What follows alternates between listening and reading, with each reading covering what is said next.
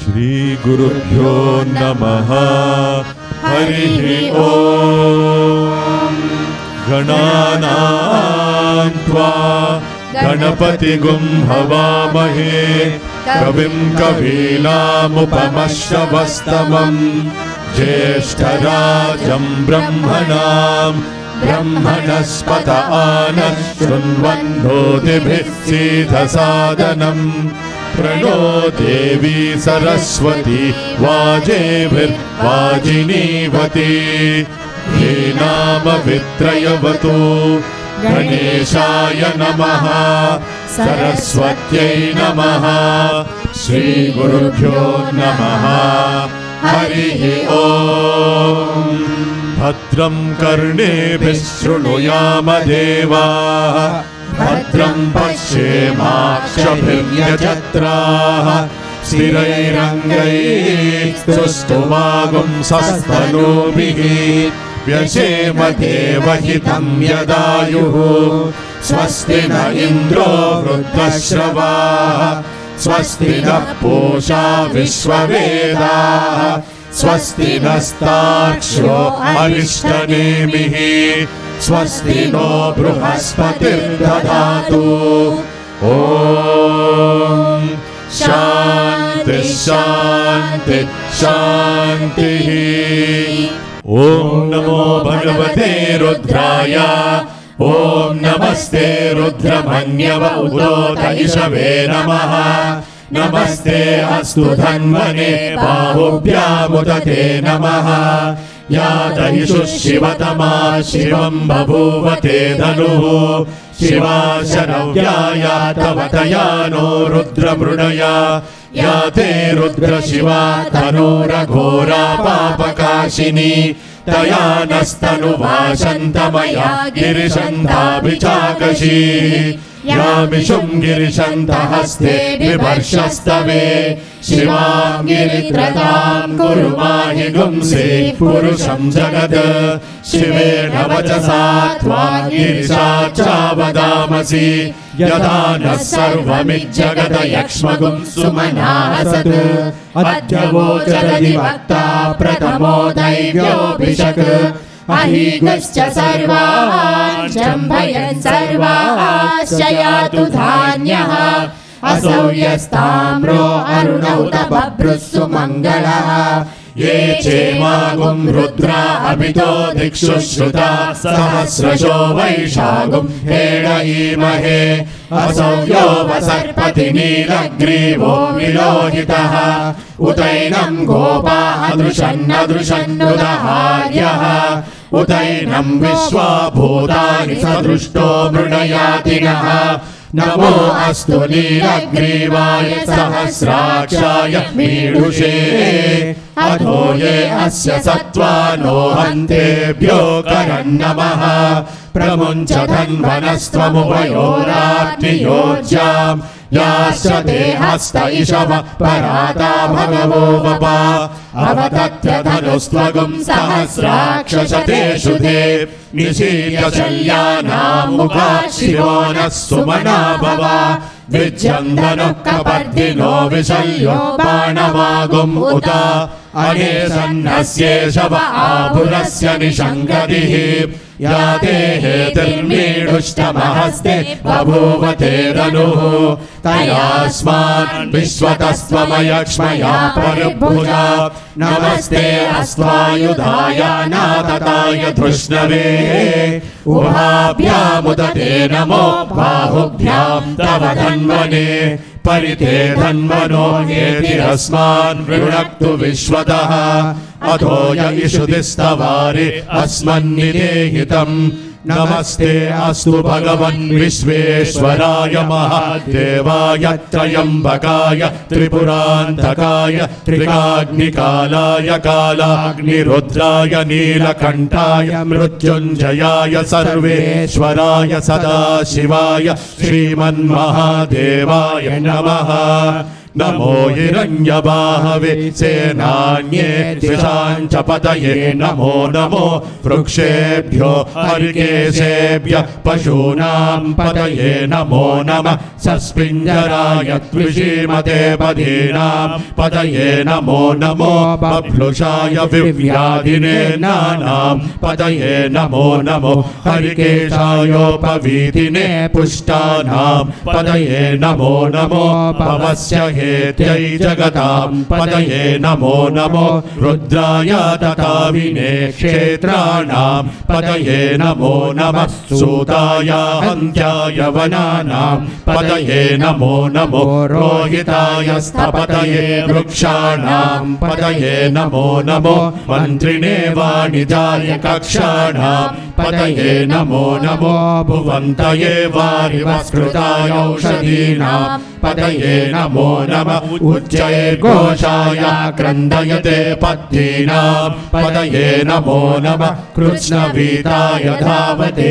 सत्त्वनां पतये नमः नमः सहमानाय निर्व्याधिनाव्याधिनीनां पतये नमो नमः ककुभाय निषङ्गिणे स्तेनानां पतये नमो नमो निषङ्गिण इषुधिमते तस्कराणां पतये नमो नमो वञ्चते परिवञ्चते स्थायूनां पतये नमो नमो निचेरवे परिचरायारण्यानां पतये नमो नमः सृगाविभ्यो जिगागुंसद्भ्यो मुष्णतां पतये नमो नमो सिमद्भ्यो नक्तं चरद्भ्य प्रकृन्तानां पतये नमो नमः उष्णीषिणे गिरिचराय कुलुञ्चानां पतये नमो नमः इषुमद्भ्यो धन्वाभिभ्यश्च वो नमो नमः आतन्वानेभ्यः प्रतिददानेभ्यश्च वो नमो नमः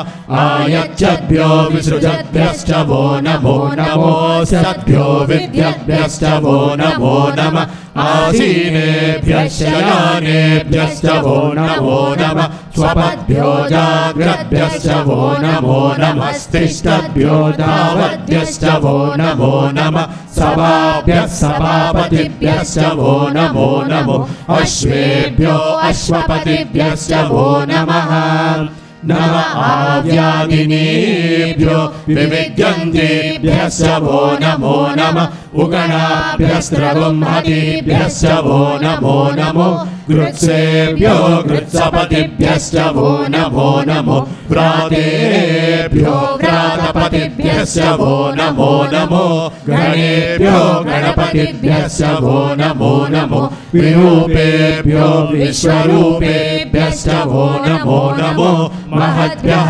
क्षुल्लकेभ्यश्च वो नमो नमो रथेभ्यो रथेभ्यश्च वो नमो नमो रथेभ्यो रथपतिभ्यश्च वो नमो नमः सेनाभ्यः सेनानिभ्यश्च वो नमो नमः शत्रुभ्यः संग्रहीतृभ्यश्च वो नमो नमस्तक्षभ्यो रथकारेभ्यश्च वो नमो नमः कुलालेभ्यः कर्मारेभ्यश्च वो नमो नमः पुञ्जिष्ठेभ्यो निषादेभ्यश्च वो नमो नमः इषुकृद्भ्यो दन्वकृद्भ्यश्च वो नमो नमो मृगयुभ्यः स्वनिभ्यश्च वो नमो नमः स्वभ्यः स्वपतिभ्यश्च वो नमः नमो भवाय च रुद्राय च नमः सर्वाय च पशुपतये च नमो नीलग्रीवाय च शितिकण्ठाय च नमः कपर्दिने च युक्तकेशाय च नमः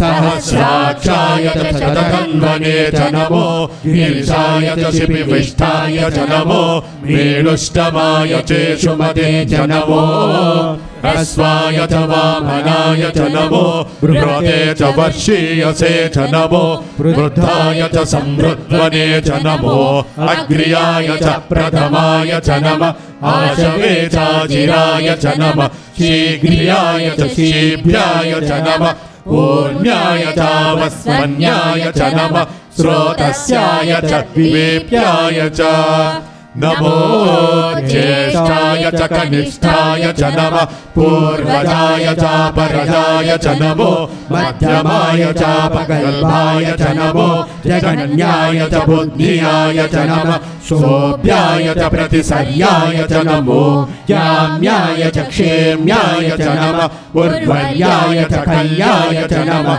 श्लोक्याय च अवसान्याय च नमो वन्याय च कक्षाय च नमः श्रवाय च प्रतिश्रवाय च नमः आशुषेणाय च आशुरथाय च नमः शूराय च वपिन्दते च नमो वर्मिणे च वरोधिने च नमो बिल्मिने च कवचिने च नमः श्रुताय च श्रुतसेनाय च नमो दुन्दुभ्याय च अनन्याय च नमो दृष्णवे च प्रमृषाय च नमो दूताय च प्रहिताय च नमो निषङ्गिने च श्रुतिमते च नमः तीक्ष्णे शवे च युधिने च नमः स्वायुधाय च सुतन्वने च नमः श्रुत्याय च पथ्याय च नमः काट्याय च नीत्याय च नमः सूर्याय च सरस्याय च नमो नाद्याय च वैशन्ताय च नमः कोप्याय च वट्याय च नमो वर्षाय च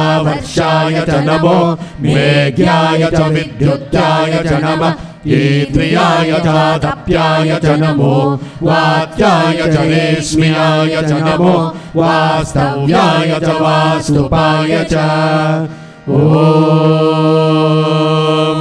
हर हर हर हर ॐ नमः सोमाय च रुद्राय च नमः साम्राय च अरुणाय च नमः शङ्गाय च पशुपतये च नमः उग्राय च भीमाय च नमो अग्रे वदाय च दूरे वदाय च नमो हन्त्रे च हनीयसे च नमो वृक्षेभ्यो हरिकेशेभ्यो नमस्ताराय नमः शम्भवे च मयोभवे च नमः शङ्कराय च मयस्कराय च नमः शिवाय च शिवतराय च नमः तेभ्याय च कूल्याय च नमः पार्याय च भार्याय च नमः प्रतरणाय चोद्धरणाय च नमः आधार्याय च लाड्याय च नमः षष्ठाय च पेण्याय च नमः सिकत्याय च प्रवाह्याय च नमः हिरण्याय च प्रपथ्याय च नमः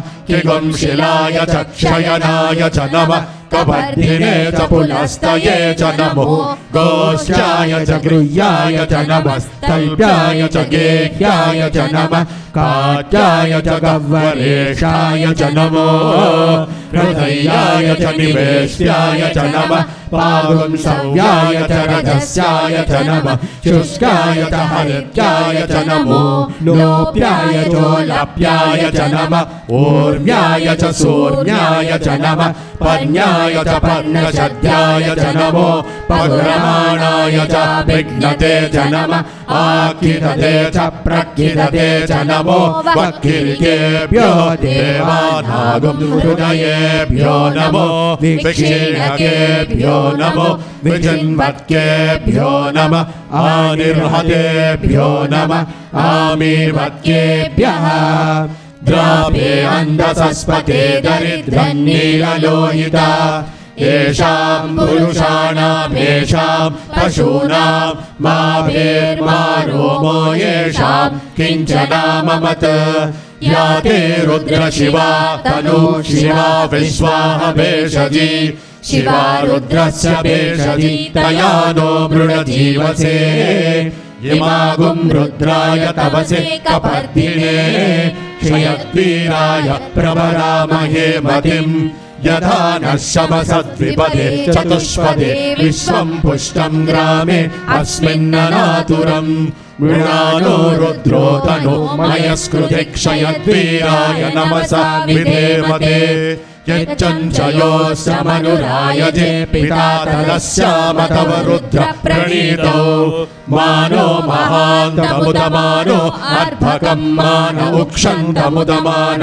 उक्षितम् मानो वधि पितरं मोत मातरं प्रियामानस्तनुवो रुद्ररीर्षः मानस्तोके तनये मान आयुषि मानो गोषु मानो अश्वेषु रीरिषः वीरान्मानो रुद्रभामितो वदीर्हविष्मन्तो नमसा विधेमते आरात्ये गोग्नौ पूरुषग्ने क्षयद्वीराय सुम्नमस्मे ते अस्तु रक्षा च नो अनिजदेव ब्रूयता च नः शर्म यच्च विवर्हाः सुनिश्रुतं गत्तसतं युवानं मृगन्न भीममुपहग्नुमुग्रम् मृडाचरित्रे रुद्रस्तवानो अन्यन्ते अस्मन्निवपन्तु सेनाः परिणो रुद्रस्य हेतुर्वृणक्तु परित्वेषस्य दुर्मतिरघायोः अवस्थिरा भगवज्जस्तनुस्वमीणस्तोकाय तनयाय मृडया मीणुस्तमशिवो नः सुमना भव परमे वृक्ष आयुधन्निधाय कृत्तिं वसान आचर पिनाकं बिभ्रदागहि विकिरितविलोहित नमस्ते अस्तु भगवः यास्ते सहस्रगुंहेतयोन्यवस्वन्निवपन्तु ताः सहस्राणि सहस्रदा बाहुवोस्तव हेतयः तासामेषानो भगवः पराचीनामुकाकृति सहस्राणि सहस्रशो ये रुद्रा अधिभूम्या तेषां सहस्रयोजने वधन्वानि तन्मसि अस्मिन् महत्यर्णवेऽन्तरिक्षे भवादि नीलग्रीवाशितिकण्ठा सर्वादः क्षमाचरा नीलग्रीवाशितिकण्ठादिवगुं रुद्रा उपश्रिताः ये वृक्षेषु सस्पिञ्जरा नीलग्रीवा विलोहिताः ये भूतानामधिपतयो विशिखासप्तपर्दिनः ये अन्येषु विविद्यन्ते पात्रेषु पिबतो जनान् ये पदां परिरक्षय ऐलप्लुरायव्युदः ये तीर्थानि प्रचरन्ति सुखावन्तो निषङ्गिणः एतावन्तश्च भूयागुंसस्य दिशो रुद्रावितस्थिरे तेषागुं सहस्रयोजने वधन्वानि तन्मसि नमो रुद्रेभ्यो ये पृथिव्यां येऽन्तरिक्षे ये दिवि येषामन्नं वातो वर्षमिषवस्तेभ्यो दश प्राची दश दक्षिणा दश प्रतीची दशोदीची दशोद्वास्तेभ्यो नमस्ते नो मृणयन्तु तेयं विश्वो यश्च नो द्वेष्टितं भोजम्भे ददामि त्र्यम्बकं यजामहे सुगन्धिं पुष्टिवर्धनम् उर्वारुकमिव बन्धनात् मृत्योर्मुक्षीयमामृतात् यो रुद्रो अग्नौ यो अप्सु य ओषधीषु यो रुद्रो विश्वा भुवना विवेश तस्मै रुद्राय नमो अस्तु ये ते सहस्रमयुतं पाशा मृत्यो मर्त्याय हन्तवे तान्यज्ञस्य मायया सर्वानवयजामहे मृत्यवे स्वाहा मृत्यवे स्वाहा प्राणानां ग्रन्थिरसि रुद्रो मा विशान्तकः तेनान्येनाप्यायस्व नमो रुद्राय विष्णवे मृत्युर्मे पाहि तमुष्टुहि यस्विषु सुदन्वायो विश्वस्य क्षयति भेषजस्य यक्ष्वा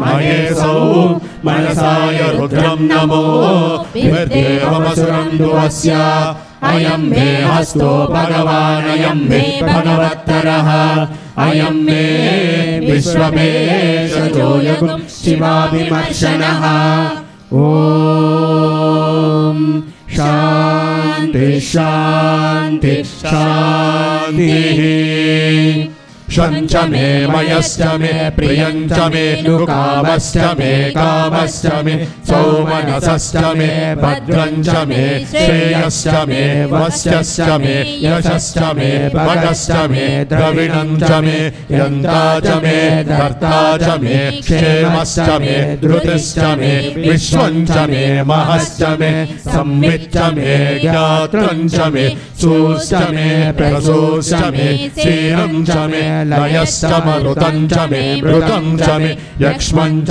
मे नामयच्च मे जीवातुश्च मे दीर्घायुत्वं च मे नमित्वं च मे भयं च मे सुखं च मे शयनं च मे शोषा च मे सुदिनं च मे। ॐ शान्ति शान्ति शान्तिः। यदक्षरपदभ्रष्टं मात्राहीनं तु यद्भवेत् तत्सर्वं क्षम्यतां देव नारायण नमोऽस्तु ते। विसर्गबिन्दुमात्राणि पदपादाक्षराणि च न्यूनानि चातिरिक्तानि क्षमस्व ईश्वर। अपराधसहस्राणि क्रियन्ते हर्निशं मया दासोऽयमिति मां मत्वा क्षमस्व ईश्वर। अन्यथा शरणं नास्ति त्वमेव शरणं मम तस्मात् कारुण्यभावेन रक्ष रक्ष ईश्वर। हरिः ओं तत्सत् श्री साईश्वरार्पणमस्तु। स्वस्ति प्रजाभ्यः परिपालयन्तां न्यायेन मार्गेण महिषाः। गोब्राह्मणेभ्यः शुभमस्तु नित्यम्। समस्तलोकाः सुखिनो भवन्तु। समस्तलोकाः सुखिनो भवन्तु। समस्तलोकाः सुखिनो भवन्तु। ॐ शान्ति शान्ति शान्तिः। I will now sing a composition of Tyagaraja Swami. I must give you a few lines before I sing this, because it will show you why Swami loved Tyagaraja Swami so much. This is a composition called Nada Tanu Manisham.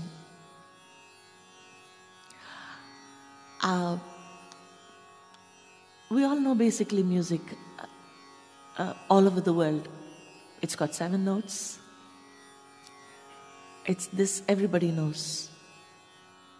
But people who know music a little more know in total, basically, they are 12. Now, of these, only 2 notes are constant. The theory, especially one, the theory of relativity does not apply to it. And the other one, a little bit. So the other 10 points of these notes are all completely movable. They are given to emotions. This science has been brought into music in this composition. And appropriately, a raga that has 7 points have been chosen for this. And as the Upanishads say this, it's the faces of Lord Shiva given to changes, and the changeless 2 notes that has been brought out in this composition so beautifully.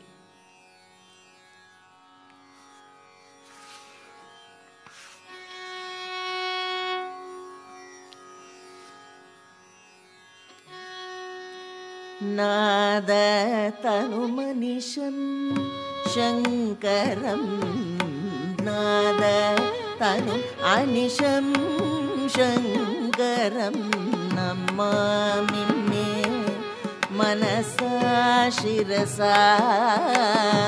Nada tanu anisham shankaram, namami me manasa shirasa. Nada tanu anisham.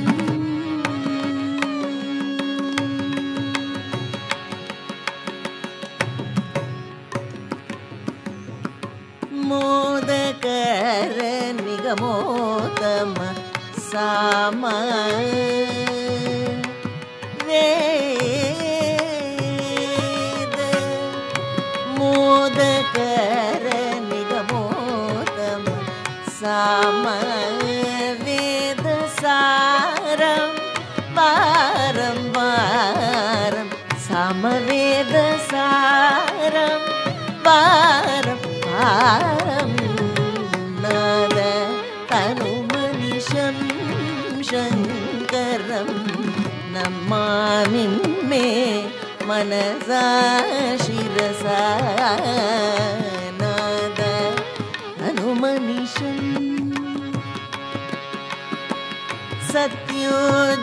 सत्योजातादि पञ्चवक्त्रज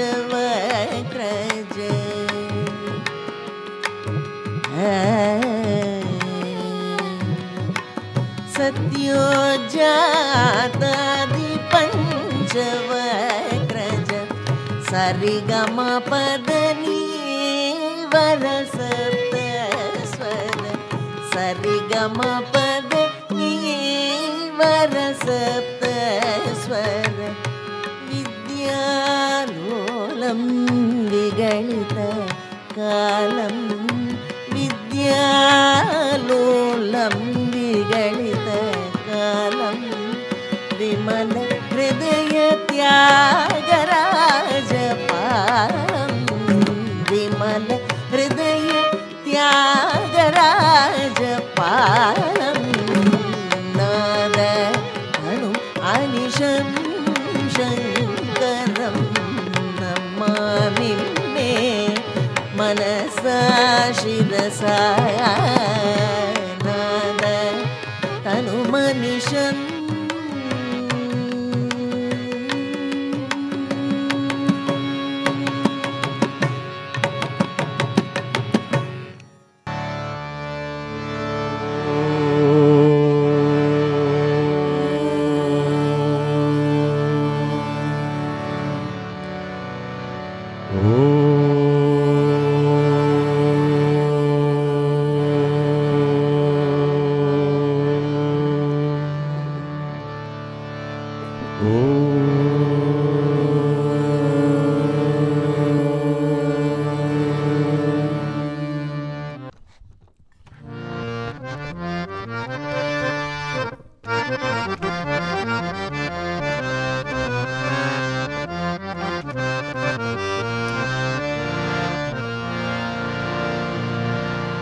Ganapati ओम जय गणपति ओम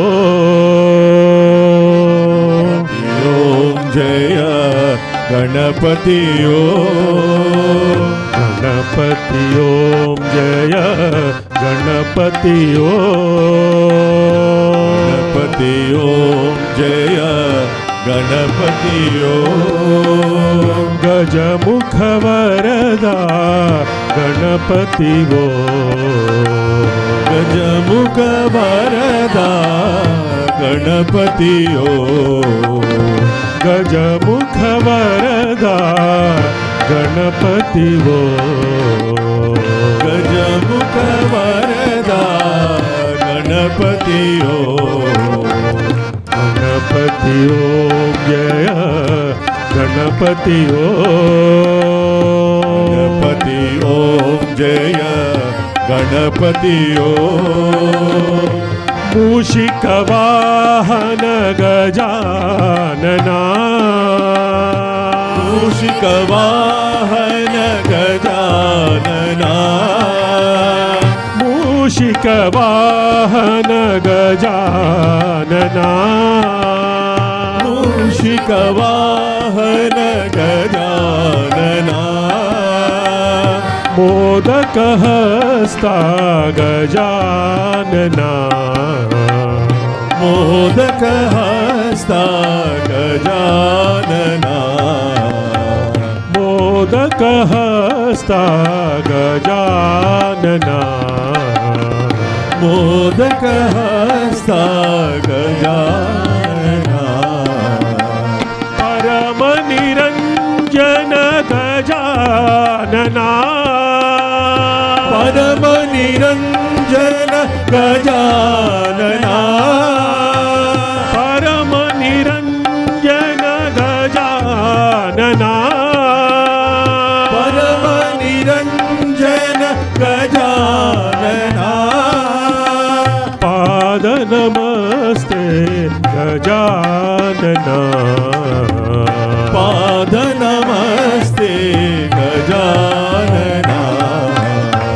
पाद नमस्ते गजानना पाद नमस्ते गजानना गणपति ओम जय गणपति ओम गणपति ओम जय गणपति ओम गजमुख वरदा गणपति ओम गजमुख वरदा गणपति ओम मूषिक वाहन गजानना मूषिक वाहन गजानना मोदक हस्ता गजानना मोदक हस्ता गजानना परम निरंजन गजानना परम निरंजन गजानना पाद नमस्ते गजानना पाद नमस्ते गजानना पाद नमस्ते गजानना पाद नमस्ते गजानना गणपति ओम जय गणपति ओम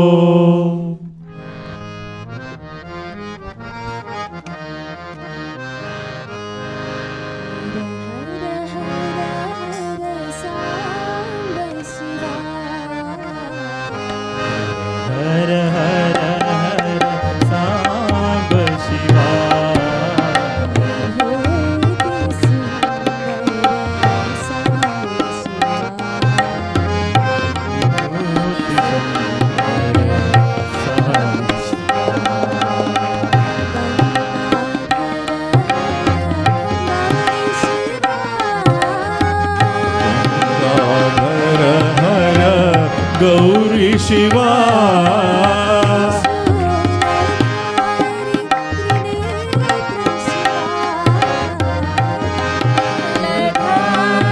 त्रिनेत्र शिवा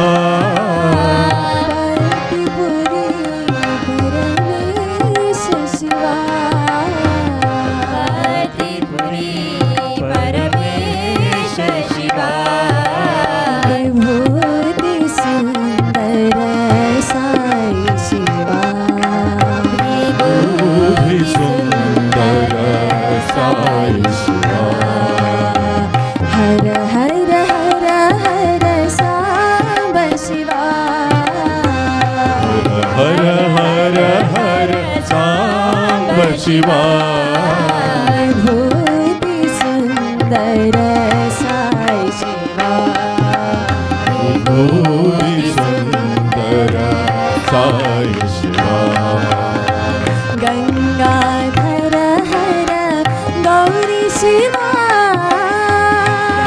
गंगाधर हर गौरी शिवा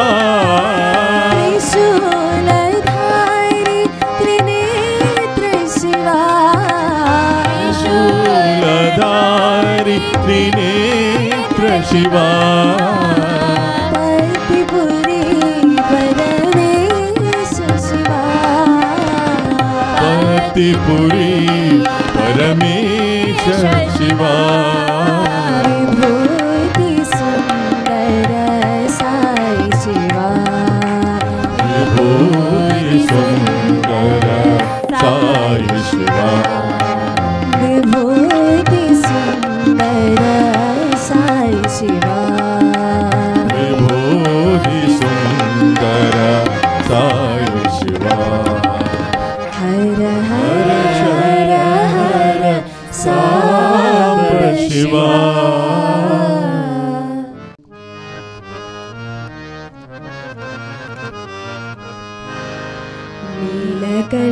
गंगाधर हर उमापते नीलकंठ गंगाधर हर उमापते भयंकर कैलासपते कैलासपते प्रलयंकर भयंकर कैलासपते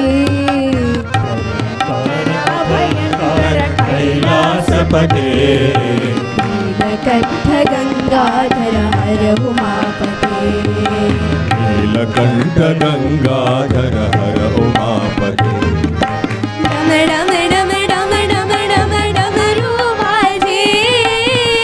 डम डम डम डम डम डमरू बाजे डम डम डम डम डम डम डमरू बाजे डम डम डम डम डम डमरू बाजे नटराज मनोहरा तांडव नाचे नटराज मनोहरा तांडव नाचे नटराज मनोहरा तांडव नाचे नटराज मनोहरा तांडव नाचे पतीश्वर परमेश्वर जगदीश हरे पतीश्वर परमेश्वर जगदीश पते पतीश्वर परमेश्वर जगदीश हरे पतीश्वर परमेश्वर जगदीश हरे नीलकंठ गंगाधर हर उमापते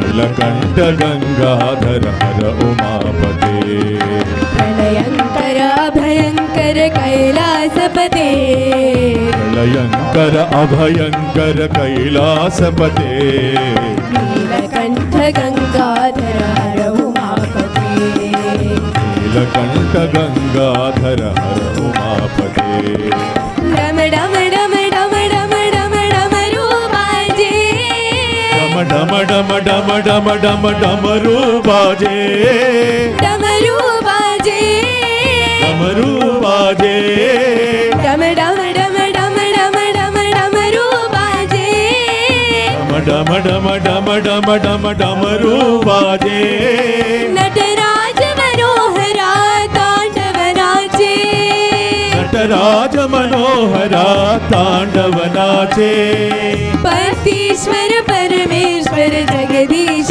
हरे पतीश्वर परमेश्वर जगदीश हरे पतीश्वर परमेश्वर जगदीश हरे पतीश्वर परमेश्वर जगदीश हरे नीलकंठ गंगाधर हर उमापते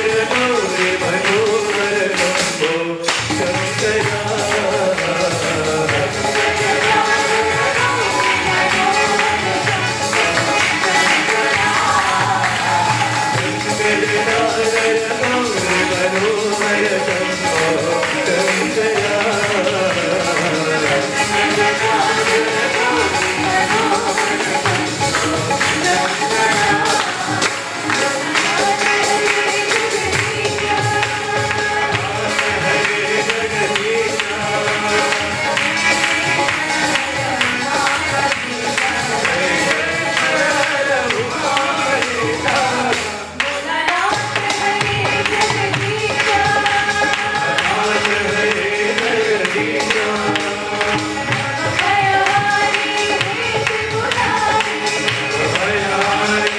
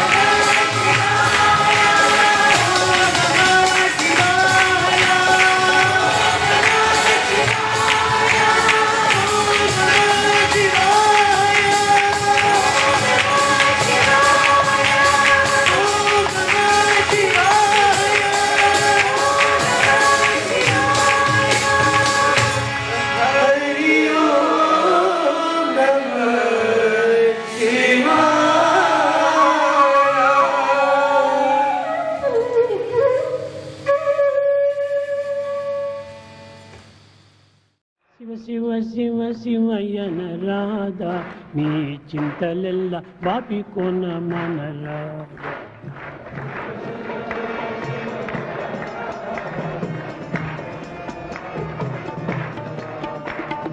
శివ శివ శివ శివ అనరాధా మీ చింతలెల్ల బాపి కొన మన రాధా.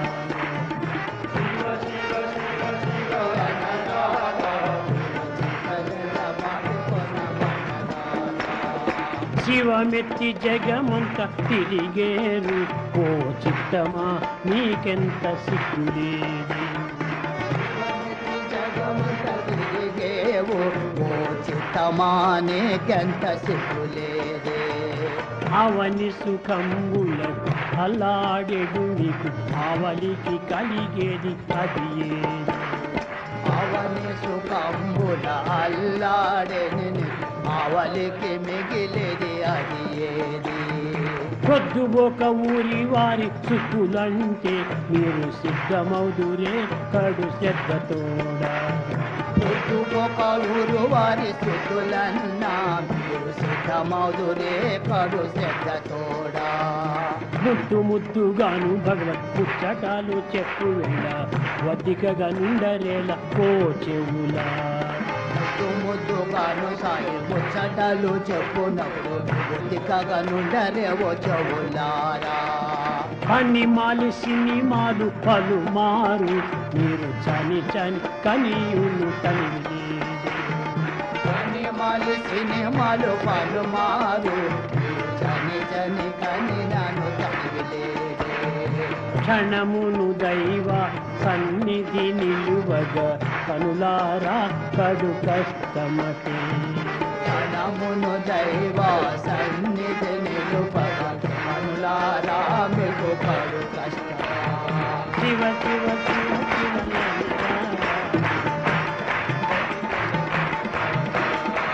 శివ శివ శివ శివయన రాధా. శివ శివ శివ శివయన రాధా. శివ శివ శివ శివయన రాధా.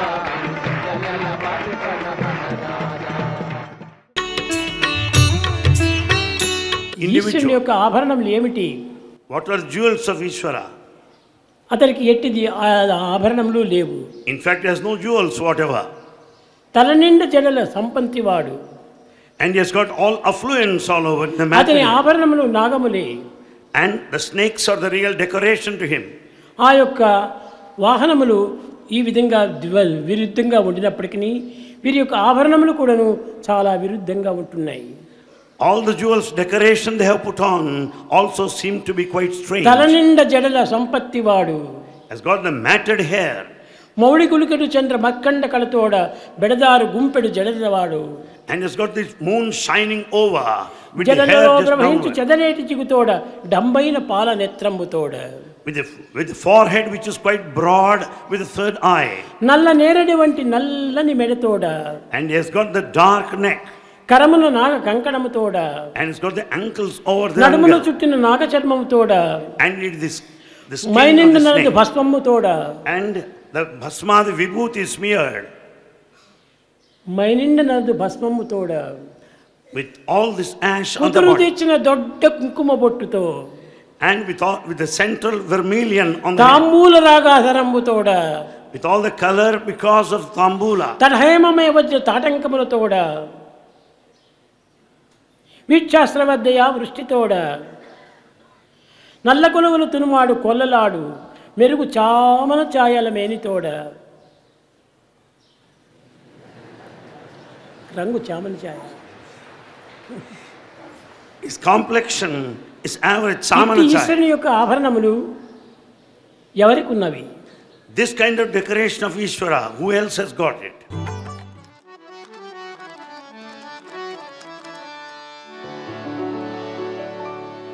ॐ जय जगदीश हरे